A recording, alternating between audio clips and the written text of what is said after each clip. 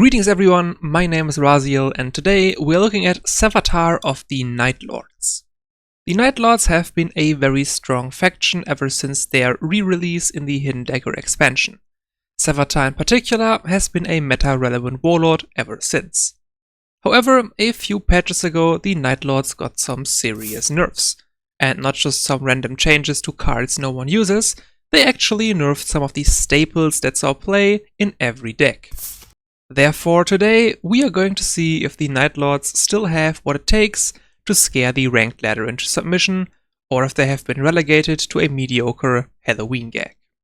This is the list. Since we haven't actually talked about Sevatar himself yet, Sevatar is a very strong aggro warlord due to his ability to gain a temporary +2 to attack, which also enables his murder trait, which allows us to draw into more troops. Basically, you're putting the opponent into a lose-lose scenario.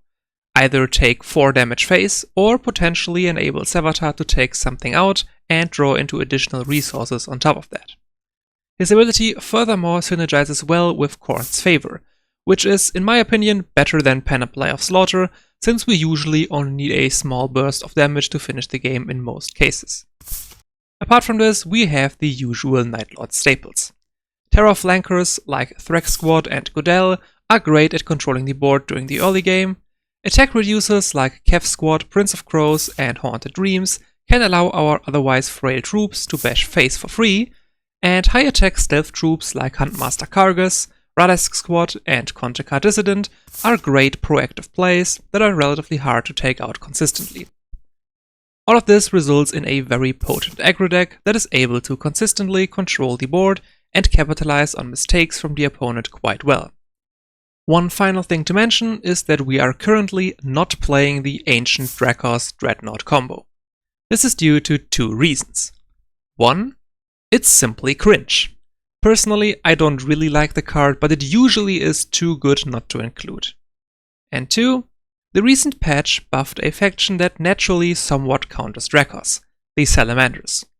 Due to their abundance of survivor on their troops, it is pretty hard to get a reliable target for Drachos to set up the finisher combo against them. Because of this, I have chosen not to include Drachos in this list.